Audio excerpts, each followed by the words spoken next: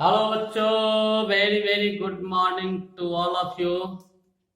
तो आज हम लोग बहुत ही इम्पोर्टेंट टॉपिक स्टार्ट करने जा रहे हैं। Mole concept. मोल कॉन्सेप्ट के विषय में जानेंगे कि मोल कॉन्सेप्ट क्या होता है।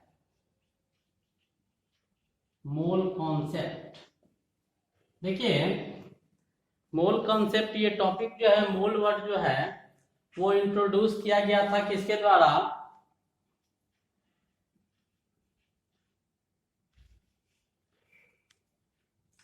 The word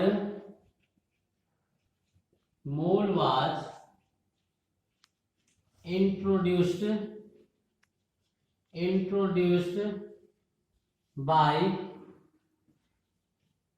Wilhelm Oswald in 1896। 1896 में विलहेम ऑसवाल्ड के द्वारा मोल वर्ड को इंट्रोड्यूस किया गया था। मोल आपका एक ग्रीक वर्ड होता है। मोल आपका ग्रीक वर्ड है। मोल ग्रीक वर्ड है। इसका मीनिंग हिप और पाइल होता है। हिप और पाइल। हिप और पाइल मीन्स क्या? किसी भी चीज का ढेर, किसी भी चीज का ढेर। मोल आपका ग्रीक वर्ड है जिसका मीनिंग क्या होता है? हिप और पाइल। किसी भी चीज का ढेर, कोई भी चीज जो होगा उसका ढेर क्या होगा वो आपका मोल बताता है। अब मोल जो है, इसके बाद मोल was accepted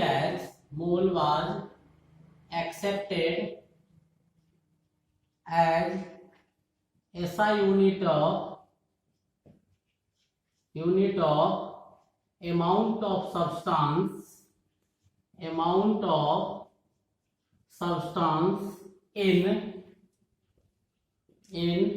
1967। in 1967 में मोल को एसआई यूनिट के रूप में स्वीकार किया गया। एसआई यूनिट के रूप में एस्टेब्लिश किया गया, जहां अमाउंट ऑफ सब्सटेंस का यूनिट मोल होता है, वो आइदर सॉलिड हो, लिक्विड हो, गैस हो, उससे कोई मतलब नहीं है। अब इसके बाद, इससे पहले मोल का सिंबल जो होता है वो जानते हैं। सिंबल ऑफ मोल, ये छोटी छोटी बातें थी मोल के विषय में, मोल के इंट्रोडक्शन का, कि वर्ड मोल को इंट्रोड्यूस किया गया था विलियम ऑसवाल्ड के द्वारा 1896 में। मोल आपका एक ग्रीक वर्ड है जिसका मीनिंग हिप और पाइल्स, यानी किसी भी चीज का ढेर होता है, बड़ा अमाउंट में कोई भी संख्या, ठीक है। और mole was accepted as SI unit of amount of substance के कब एस्टेब्लिश किया गया था? कब एक्सेप्ट किया? 1967 में मोल को अमाउंट ऑफ सब्सटेंस के एसआई यूनिट के रूप में एक्सेप्ट किया गया। सिंबल जो होता है मोल का वो क्या होता है?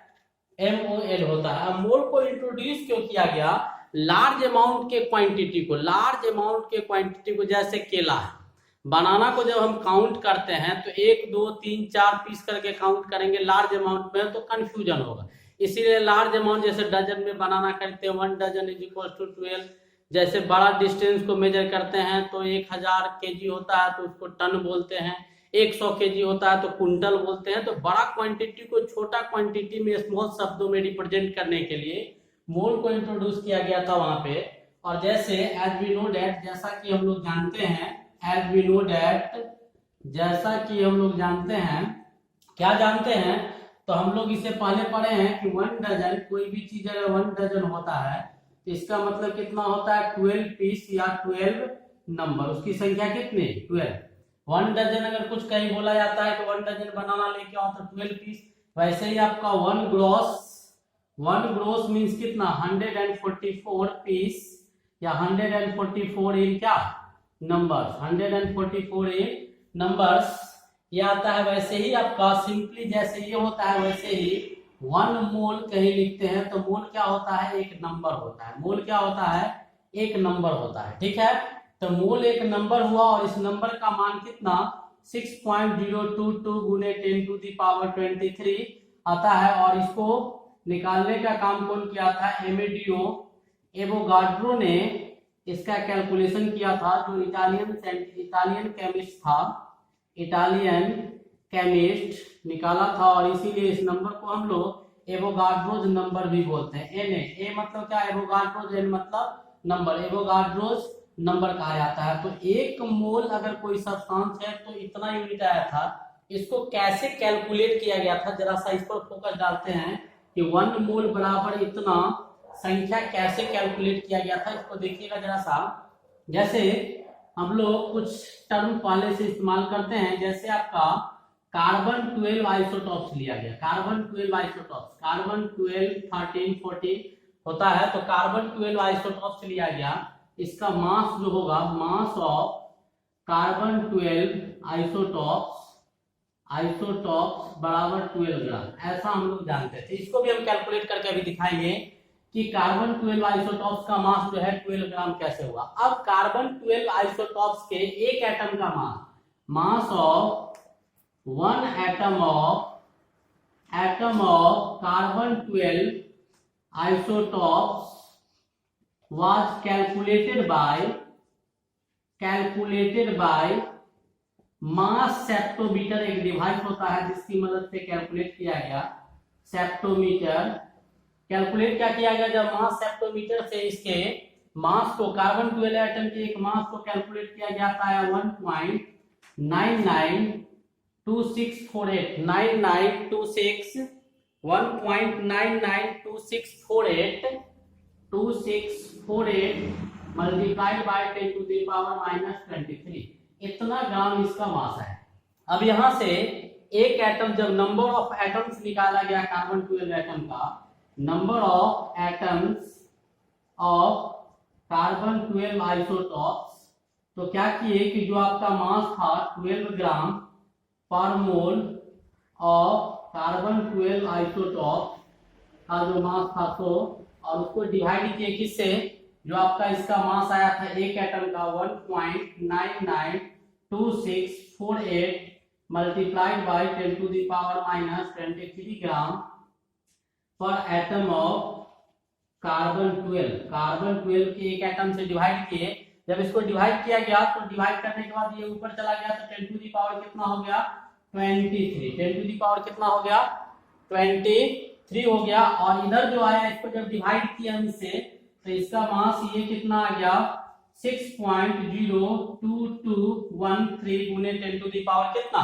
23। 6.02213 गुने 10 टू द पावर 23, तो इतना एटम्स आ गया। कितना आ गया, इतना एटम्स आ गया। इतना एटम जब निकल गया, तो इससे पता चला कि ये नंबर जो कैलकुलेट किया गया था किसके द्वारा, एवोगाड्रो के द्वारा, तो पता चला कि 1 मोल जो है एक नंबर है जो 6.022 गुने 10 to the power 23। Amedeo Avogadro Italian chemist था जो इसको निकाला था, और इसको रिप्रेजेंट किससे किया जाता है, Na के द्वारा। n मतलब नंबर, A मतलब एवोगाड्रो के द्वारा जो कैलकुलेट किया गया नंबर है। इसको मिटा दे, आगे समझ में। चलिए अब थोड़ा सा जानते हैं कि इसको यूज में कैसे लाया।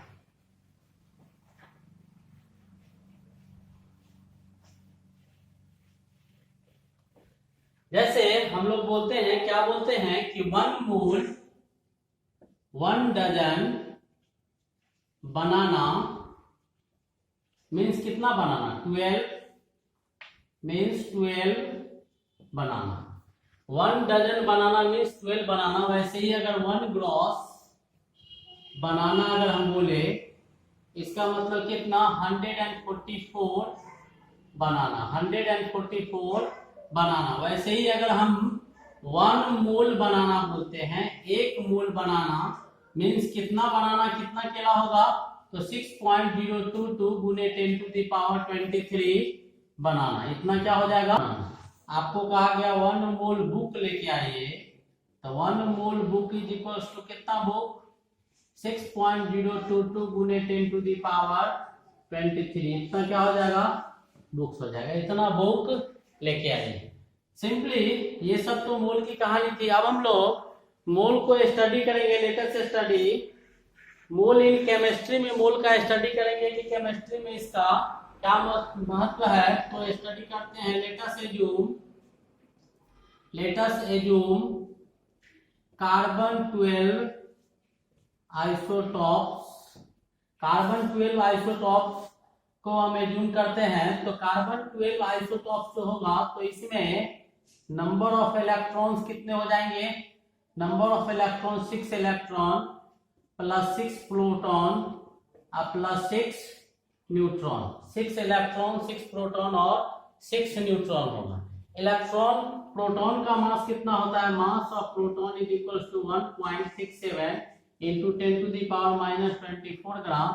इसको एक एमयू भी बोलते हैं। एमयू मतलब क्या, atomic mass unit, atomic mass unit, atomic mass unit. Mass of neutron थोड़ा सा ज्यादा होता है, मास ऑफ प्रोटॉन से थोड़ा सा ज्यादा होता है, लगभग इसको भी 1.67 into 10 to the power minus 24 gram, और इसको भी हम लोग एक एमयू बोल सकते हैं। क्या बोल सकते हैं, एक एमयू बोल सकते हैं। मास ऑफ इलेक्ट्रॉन जो होता है वो 9.1 into 10 to the power minus 27 gram, 9.1 into 10 to the power minus 31 KG लिखे, या फिर इसको भी हम लोग एक एमयू लिखते हैं। क्या लिखते हैं, 1 एमयू। मास ऑफ इलेक्ट्रॉन जो होता है वो 1/1837 मास of proton, mass of proton की अपेक्षा मास जो आपका इलेक्ट्रॉन का होता है वो बहुत छोटा होता है। आप लोग 10th क्लास में हम लोग पढ़े थे कि एटॉमिक मास नंबर जो होता है वो मास of proton plus mass of neutron होता है। यहाँ पर अगर कार्बन 12 आइसोटॉप्स का मास निकाला जाए तो मास इसका क्या होगा, मास ऑफ कार्बन 12 आइसोटॉप्स का अगर मास निकालेंगे हम लोग तो क्या होगा, mass of proton plus mass of neutron plus mass of electron. चूंकि mass of electron in comparison to mass of proton और बहुत छोटा होता है, तो इसके मास को हम लोग क्या कर देते हैं, इग्नोर कर देते हैं, छोड़ देते हैं इसके मास, और क्या लिखते हैं, मास of proton plus mass of neutron. Mass of proton 6 proton इसमें है और 6 कितना है, 6 न्यूट्रॉन है, 6 प्रोटॉन है और 6 न्यूट्रॉन है, तो कितना होगा 12 गुने मास कितना इसका 1.67 into 10 to the power minus 24 gram.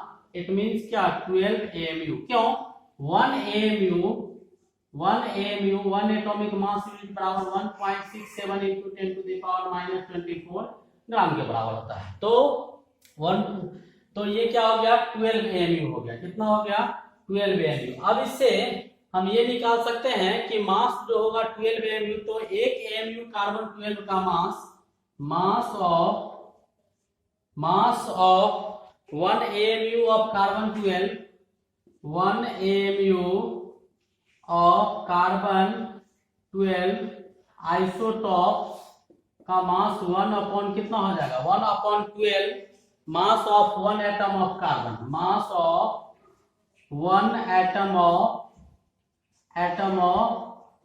Carbon 12 isotopes. तो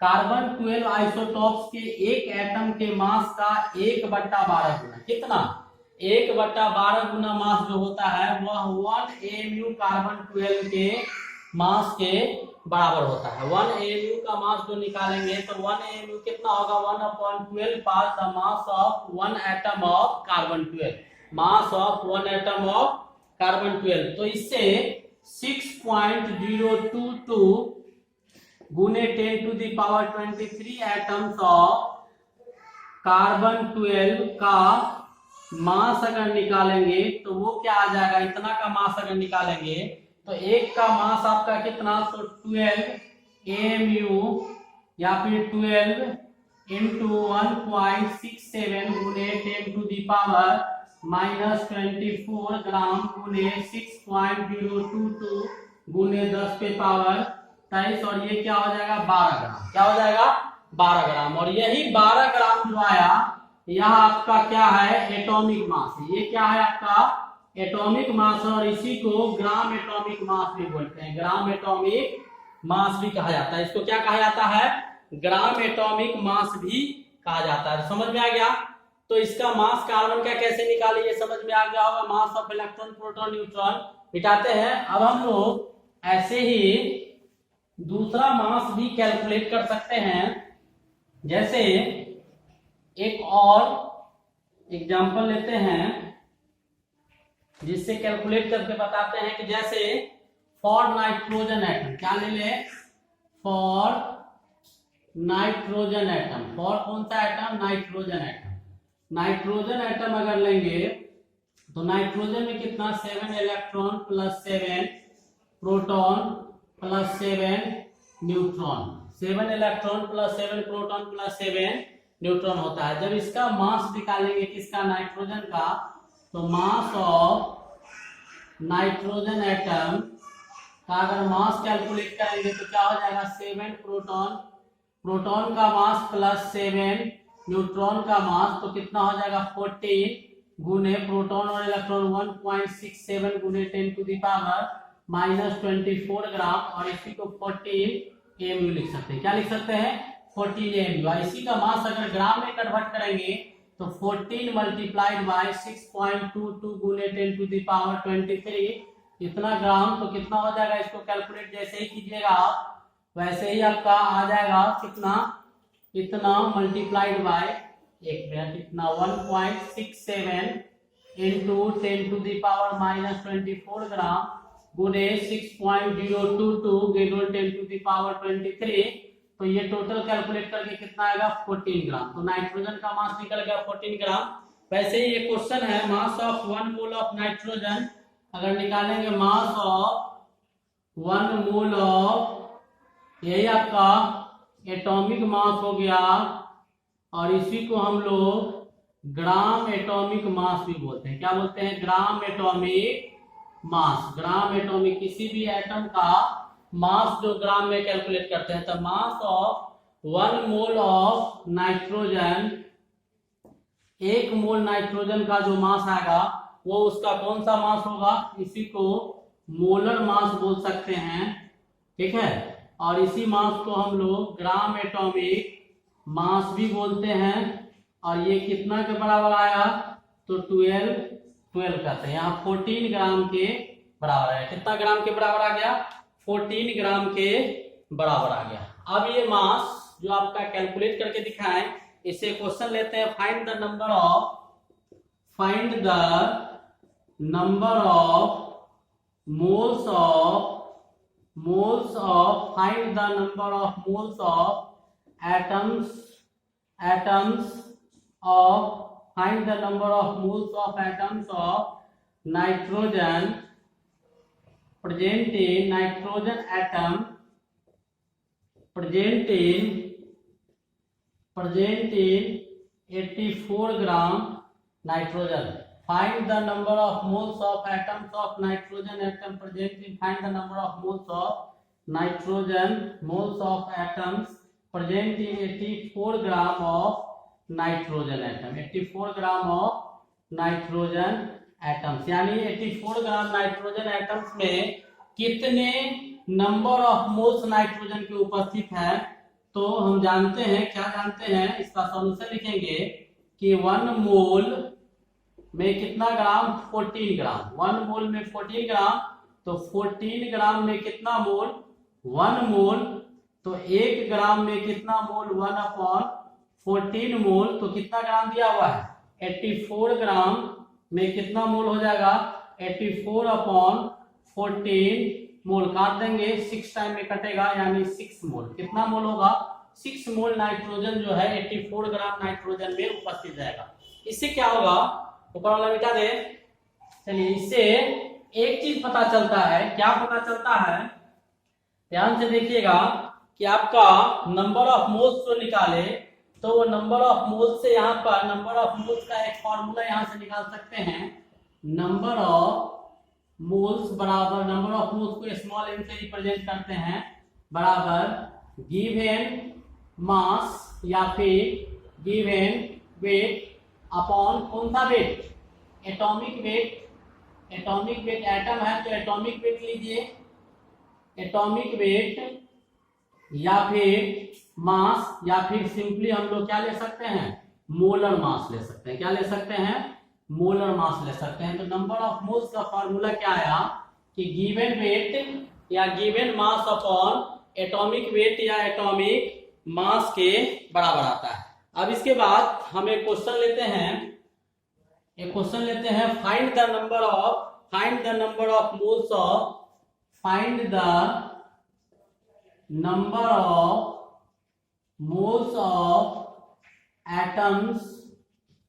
atoms in, पहला question, find the number of moles of atoms in 28 gram of nitrogen atoms, ठीक है। दूसरा 32 ग्राम ऑफ सल्फर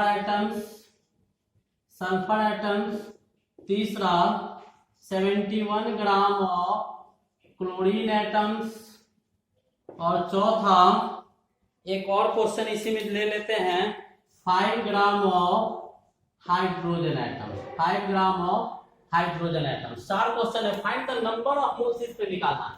तो सबका पहले क्या लिखेंगे, एटॉमिक वेट। तो नाइट्रोजन का कितना होता है एटॉमिक वेट 14, सल्फर का कितना होता है 32, उसके बाद क्लोरीन का कितना होता है 35.5 ग्राम, और हाइड्रोजन का कितना होता है 1। तो नंबर ऑफ मोल्स बराबर क्या होता है, गिवन वेट बटा मॉलिक्यूलर वेट। तो इसका वेट कितना दिया गया है 28 ग्राम, मॉलिक्यूलर वेट कितना है 14 ग्राम, कैंसिल करेंगे कितना आएगा 2 मोल्स आ जाएगा। इसका अगर निकालेंगे 32 ग्राम दिया गया है, 32 ग्राम होता है वेट, तो कितना आ जाएगा 1 मोल आ जाएगा। इसका क्लोरीन का निकालेंगे तो 71 ग्राम दिया गया है, 35.5 ग्राम होता है, कैंसिल करेंगे 2 आ जाएगा। और हाइड्रोजन का 5 ग्राम दिया हुआ है, 1 होता है, तो ग्राम से ग्राम कट गया, कितना आया 5 मोल्स आ गया। ये कितना आया 2 मोल्स। इस प्रकार हम लोगों ने number of moles of atoms निकाल लिए, किसमें 28 ग्राम नाइट्रोजन में, सल्फर में, क्लोरीन में, और ये हो गया। अब इसके बाद मिटा दे, ये एटम का चलता था। अब कुछ मॉलिक्यूल्स का चर्चा करते हैं। मॉलिक्यूल्स का चर्चा करेंगे, एटम से ही मॉलिक्यूल्स का निर्माण होता है। तो 1 molecule of O2, 1 molecule of O2, एक मॉलिक्यूल किसका लिए O2 का। तो O2 में कितने ऑक्सीजन के एटम है 2, बराबर कितना हो गया 2 गुने क्या, वो 2 गुने क्या एटम्स ऑफ ऑक्सीजन, 2 एटम क्या है किसका है ऑक्सीजन का उपस्थित है, किसमें 1 मॉलिक्यूल ऑफ O2 में ऑक्सीजन का कितना एटम 2 एटम, तो 2 एटम्स ऑफ ऑक्सीजन उपस्थित है। ऑक्सीजन में कितना 8 इलेक्ट्रॉन, 8 प्रोटॉन और 8 न्यूट्रॉन होता है, ठीक है। अब इसका मास निकालेंगे तो ये तो 2 हो गया, ऑक्सीजन का मास निकालेंगे तो 8 2 जा 16, क्या हो जाएगा 16 इंटू 1.67 गुने 10 टू द पावर 24 ग्राम। ये एटॉमिक मास हो गया किसका ऑक्सीजन का। तो कितना आया 16, ये आ गया तो 2, और ये कितना आया 16 AMU आ गया। इतना बराबर क्या AMU, ठीक है, ये 1 AMU के बराबर होता है, ठीक है। तो 16 टू जा 32 AMU। अब 32 AMU क्या आ गया O2 मॉलिक्यूल्स का मास आ गया। यही O2 मॉलिक्यूल्स का ग्राम मॉलिक्यूलर मास निकालिएगा तो 32 इंटू 1.67 गुने 10 टू द पावर माइनस 24 ग्राम गुने 6.22 गुने 10 टू द पावर 23। इसे क्या कर देंगे मल्टीप्लाई कर देंगे। इसे क्या करेंगे मल्टीप्लाई करेंगे। जैसे ही इसे मल्टीप्लाई कीजिएगा तो कितना आ जाएगा आपको 32 ग्राम आ जाएगा। और ये क्या हो गया ग्राम मॉलिक्यूलर मास। ये क्या हो गया ग्राम मॉलिक्यूलर मास। ये ग्राम मॉलिक्यूलर मास हो गया जिसको GMM भी हम लोग लिखते हैं। और इसी को हम लोग क्या बोलते हैं मोलर मास भी बोलते हैं। मोलर मास यानी 1 मोल का जो मास होगा तो इसको क्या कहा जाता है मोलर मास भी कहा जाता है। जैसे 1 मोल ऑफ N2 एटम्स, एक और एग्जांपल लेते हैं 1 mole of N2 1 mole of N2 molecule 1 mole of N2 molecule अगर लिया गया तो इसमें दो गो एटम होगा 2 एटम्स ऑफ क्या नाइट्रोजन। नाइट्रोजन के कितने एटम्स हो गए 2 एटम्स हो गए। 2 एटम्स और नाइट्रोजन का मास कितना निकाले हैं 14 ग्राम। तो कितना हो गया 28 8 ग्राम हो गया। और यही नाइट्रोजन का क्या हो गया, ग्राम मॉलिक्यूलर मास, या इसी को हम लोग नाइट्रोजन का क्या बोल सकते हैं, नाइट्रोजन मॉलिक्यूल्स का मोलर मास बोल सकते हैं। क्या बोल सकते हैं, मोलर मास बोल सकते हैं। अब एक क्वेश्चन लेते हैं, find the molar mass of, find the molar mass of, ऊपर वाला मिटा दे, आ गया समझ में, मिटाए। चलिए, find the molar mass of, ऊपर फ्रेश क्वेश्चन है, find the molar mass of, question है find the molar mass of, molar mass निकालना है। N2 का मोलर मास क्या होगा, दूसरा O2 का मोलर मास क्या होगा, तीसरा O3 का मोलर मास क्या होगा, चौथा फास्फोरस का मोलर मास क्या होगा, पांचवा क्लोरीन का मोलर मास क्या होगा, छठा ऐसे ही क्वेश्चन ले लेंगे, S8 का मोलर मास क्या होगा सल्फर का, सातवां H2 का मोलर मास क्या हो जाएगा, आठवां ऐसे ही क्वेश्चन ले लेते हैं। एक और डाटा Cl2 का मोलर मास क्या होगा। तो मोलर मास निकालना है, तो एक नाइट्रोजन का एटॉमिक मास 14 ग्राम, तो इसका मोलर मास जब निकालेंगे तो कितना हो जाएगा, 2 है तो 2 से मल्टीप्लाई कर देंगे, कितना होगा 28 ग्राम। ऑक्सीजन के एक एटम का मास कितना 16, तो 2 का कितना होगा 32 ग्राम, इसका 3 का कितना हो जाएगा 48 ग्राम, फास्फोरस का कितना 31 ग्राम, क्लोरीन का कितना होता है 35, यहाँ पर सबका मास लिख देते हैं, नाइट्रोजन का 14, ऑक्सीजन का 16, फास्फोरस का 31, क्लोरीन का 35.5, सल्फर का 32। अब क्लोरीन का कितना हो गया ये 35.5 ग्राम, एसिड का कितना होगा 8 गुने 32 ग्राम, इसका 2 है तो 2 गुने 32 ग्राम, और इसका कितना हो जाएगा 35.5 गुने 2 ग्राम। ये क्या निकल गया, मोलर मास निकल गया, कुछ पार्टिकुलर क्वेश्चन था उसका। अब नंबर ऑफ मोल्स ऑफ, एक और क्वेश्चन लेते हैं, find the number of moles of ozone present in 96 gram of ozone, 96 gram ozone में कितने मोल ओजोन के उपस्थित है वो निकालना है। तो 96 ग्राम ओजोन, तो नंबर ऑफ मोल्स, फॉर्मूला जानते हैं हम लोग, नंबर ऑफ मोल्स बराबर क्या, गिवन वेट अपॉन क्या, मोलर वेट। तो गिवन वेट ओजोन का कितना, ऑक्सीजन का 16, 3 है तो 3 कितना हो जाएगा 48 ग्राम, गिवन वेट कितना दिया हुआ है 96 ग्राम, मॉलिक्यूलर वेट इसका कितना है ओजोन का, जो मोलर वेट है कितना 48 ग्राम, कट गया कितना आया 2 मोल्स ऑफ ओजोन जो है वो उपस्थित होगा किसमें, 2 मोल्स ओजोन जो है वो आपको 96 ग्राम ओजोन में अवेलेबल होगा। फाइंड द, एक और क्वेश्चन लेते हैं, find the number of atoms of nitrogen present in, find the number of atoms of nitrogen present in 28 gram of nitrogen, 28 gram of nitrogen, 28 gram nitrogen में कितने nitrogen के atoms उपस्थित हैं, कितने नाइट्रोजन के एटम्स उपस्थित हैं वही हमको बताना है। तो 28 ग्राम नाइट्रोजन, तो नाइट्रोजन का, तो इससे पहले नंबर ऑफ मोल्स निकालते हैं, नंबर ऑफ मोल्स यानी small n is equal to given mass बटा मॉलिक्यूलर मास, तो गिवन मास बटा कौन सा mass, molar mass.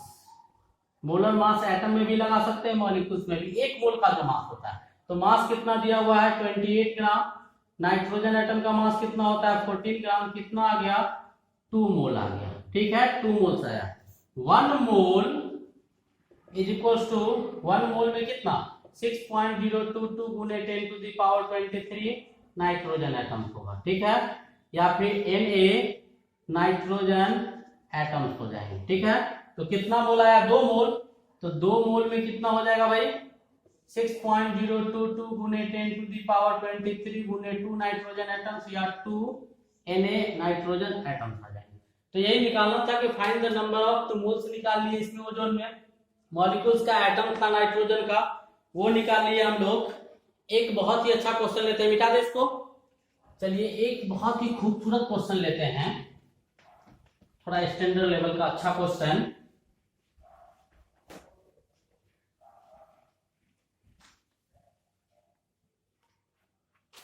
Find in, question है find in 98 gram of H3PO4। H3PO4 के 98 ग्राम में हमको निकालना है। क्या निकालना है? पहले number of moles of H3PO4 के कितने मोल्स होंगे वो निकालना है। दूसरा, इसी में number of moles of phosphorus atom ये निकालना है। तीसरा, इसी में आपका number of moles of phosphorus atom, number of phosphorus atom, number of phosphorus कितने एटम्स होंगे फास्फोरस के वो निकालना है। इसी में चौथा क्वेश्चन है आपका moles of hydrogen atom, moles of hydrogen atoms. पांचवा क्वेश्चन है gram atom of hydrogen atom, gram atom of hydrogen atoms ये निकालना है। इसी में छठा क्वेश्चन है gram molecule of H3PO4 molecules का ग्राम मॉलिक्यूल्स जो होगा वो निकालना है। और इसी में moles of oxygen atom, 7 number question है moles of oxygen atoms, oxygen atoms का क्या मोल्स होगा। और इसी में एक और क्वेश्चन हम ऐड कर देते हैं mass of phosphorus atom, mass of phosphorus atoms. ध्यान से देखिएगा, बहुत ही अच्छा क्वेश्चन है। पहले ये जो आपका कंपाउंड है इसका मास निकालते हैं, हाइड्रोजन का 1, फास्फोरस का 31, ऑक्सीजन का 16। तो H3PO4 का मास कितना हो जाएगा? 3 + 31 + 64 = 98 ग्राम, इज इक्वल टू कितना? 98 ग्राम। अब नंबर ऑफ मोल्स निकालेंगे इसका, तो नंबर ऑफ मोल्स, इसका मास कितना दिया हुआ है? 98 ग्राम। तो नंबर ऑफ मोल्स बराबर क्या? इसका मास कितना दिया हुआ है? 98 ग्राम। इसका मास दिया हुआ है, आया कितना? मोलर मास 98 ग्राम, करके कितना आया? 1 मोल। ये निकल गया कि 1 मोल होगा। अब ये आया कितना? यहां देखिएगा H3PO4 कितना मोल है? 1 मोल है। H3PO4 कितना आ गया? 1 मोल। ब्लैक कलर से लिखते हैं, दिखाएगा। ये आपका कितना आया? 1 मोल। अब पूछ रहा है कि number of moles of phosphorus atom, तो 1 मोल H3PO4 में फास्फोरस कितना दिया हुआ है? 1 हो, तो इसका भी नंबर ऑफ मोल्स कितना होगा? 1 मोल हो जाएगा। कितना हो जाएगा? 1 मोल आपका फास्फोरस एटम पाया जाएगा। क्या पाया जाएगा? फास्फोरस एटम कितना मोल पाया जाएगा? 1 मोल पाया जाएगा। अब इसके बाद नंबर ऑफ फास्फोरस एटम, तो 1 मोल में ये कितना है? 1 मोल। तो 1 मोल में कितना एटम होगा? 6.022 गुने 10 to the power 23, 10 to the power 23 इतना एटम्स ऑफ फास्फोरस। फास्फोरस का क्या हो जाएगा? इतना एटम्स हो जाएगा डायरेक्ट, ठीक है। 1 मोल होता है, 1 मोल इज इक्वल टू इतना, तो इतना एटम्स हो जाएगा। अब number of moles of hydrogen, अब 1 मोल H3PO4 में क्या हुआ? हाइड्रोजन है 3 मोल, तो कितना मोल हो जाएगा? 3 मोल। ये कितना हो जाएगा? 3 मोल्स हो जाएंगे। अब पूछ रहा है ग्राम एटम, तो ग्राम एटम का क्या मतलब होता है? ग्राम एटम का मतलब होता है मोल। क्या? तो मोल ऑफ हाइड्रोजन निकालना होगा। तो कितना मोल हाइड्रोजन है भाई? तो ऊपर निकाले हैं कितना? 3 मोल। यही तो है ऊपर वाला क्वेश्चन, उसी को दूसरे शब्दों में लिखा गया। अब यहाँ पर क्या है? ग्राम मॉलिक्यूल्स निकालना है। तो ग्राम मॉलिक्यूल्स का भी मतलब क्या होता है? मोल। तो H3PO4 का तो नंबर ऑफ मोल्स निकालना है, कितना है? 2, 1 मोल। तो ये हो गया 1 मोल। अब इसके बाद ऑक्सीजन एटम का निकालना है क्या? मोल। तो ऑक्सीजन एटम कितना दिया हुआ है? 1 मोल H3PO4 में 4 है, तो कितना मोल हो जाएगा? 1 गुने 4 बराबर कितना मोल? ये हो जाएगा आपका 4 मोल हो जाएगा। अब ये जो है मास ऑफ फास्फोरस एटम, तो फास्फोरस एटम का क्या निकालना है हमको? मास निकालना। तो फास्फोरस एटम का मास कितना हो जाएगा? फास्फोरस एटम दिया हुआ कितना है भाई? 1 मोल। तो 1 मोल है सिंपली, तो मोलर मास इसका कितना? 31 ग्राम। कितना हो जाएगा? 31 ग्राम। अगर ये 2 मोल होता तो कितना हो जाता? 62 ग्राम। ये बहुत ही अच्छा क्वेश्चन था, मिटा दे। आ गया समझ में? चलिए